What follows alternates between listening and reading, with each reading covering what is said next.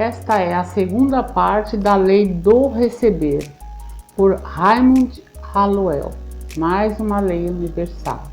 Um bom estudo para você.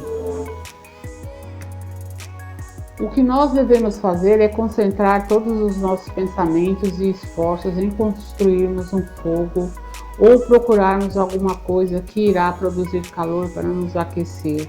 Se nós nos concentrarmos apenas em receber, sem darmos nenhum pensamento, ideia ou desejo para ser baseado, nós da mesma forma iremos perecer. A lei diz: é mais satisfatório dar do que receber, a menos que estejamos livres para liberar ou deixar livres nossos desejos, nosso objetivo. A lei não terá nenhuma base para trabalhá-lo.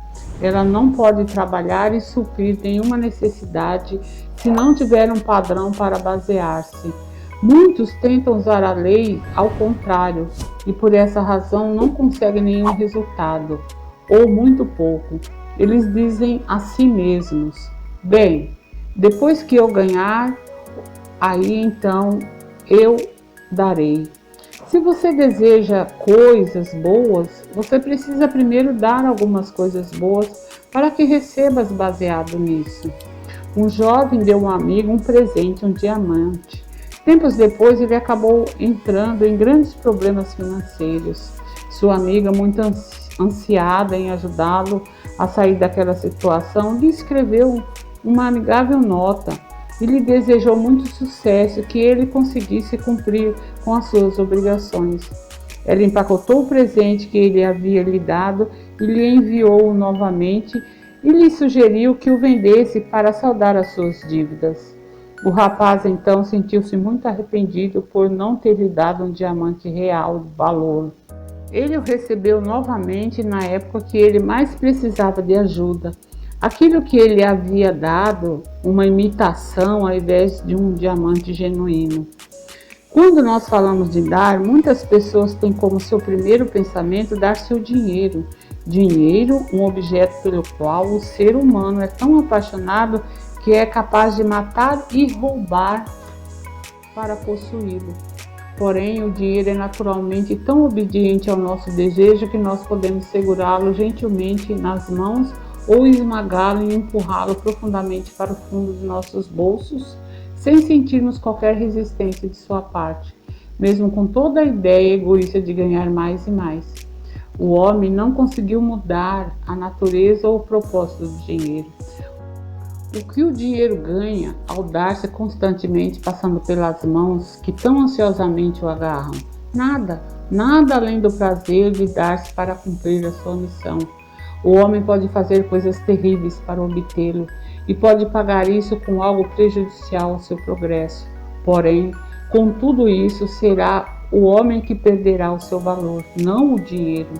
Assim como o sol se põe para o justo e para o injusto também, o dinheiro passa pelas mãos daqueles que o merecem, pelas mãos daqueles que não o merecem. Porém, em ambos os casos, ele está apenas cumprindo sua missão. Sua missão é estender sem discriminação. Sem deixar ao menos uma carta para a mente que o usa, o dinheiro vai embora, sem perder nada em seu valor por ter se dado. O dinheiro surgiu para suprir a necessidade de extensão e esse propósito é toda a sua intenção. Vamos deixar nossa atitude em relação ao dinheiro ser o que deveria ser. O dinheiro continuará fiel à sua natureza enquanto ele for necessário a seu mestre, o homem. Se nós falharmos em pagar o verdadeiro valor da troca, nós falhamos em entender a lei próspera por trás da ideia. O dinheiro representa a lei dos serviços. O seu valor é baseado na estimativa de valor estipulado pela mente do homem, enquanto sua forma é designada a garantir a forma mais fácil de troca. Quando damos o nosso melhor em algum serviço útil, esquecendo até mesmo de nós mesmos, concentrando-nos no prazer de dar ao invés de concentrarmos-nos no retorno, nós iremos perceber que o nosso propósito e o propósito do dinheiro estarão unidos e nós acabamos nos encontrando e mergulhando em uma vida de boa-aventurança. Frequentemente eu ouço as pessoas dizerem: bem, eu dou. Às vezes chega a ser até demais, mas raramente eu vejo algum sinal de retorno. Existe um jeito certo e um jeito errado de dar. Existe um jeito negligente, impulsivo, e existe outro cuidadoso, científico. Quando nós damos para uma pessoa ou para um grupo de pessoas onde nós estaremos retardando o progresso, nós estaremos desperdiçando nossa substância. Quando nós damos para alguém que não faz o mínimo de esforço para ajudar a si próprio, nós não deveremos esperar retorno algum. A natureza não suporta parasita ou vadio, mas ela dedica toda a sua energia àqueles que estão lutando para irem para frente.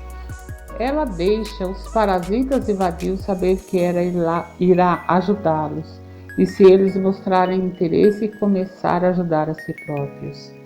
E em relação a nós, como poderemos esperar algum retorno ajudando a um vadio continuar a ser o que ele é? O parasita geralmente se torna arrogante e quer mais e mais até o dia em que nos perguntarmos quando isso irá acabar. Uma mulher uma vez deu à sua filha, quando ela se casou, uma casa mobiliada e montou um bom negócio para seu genro.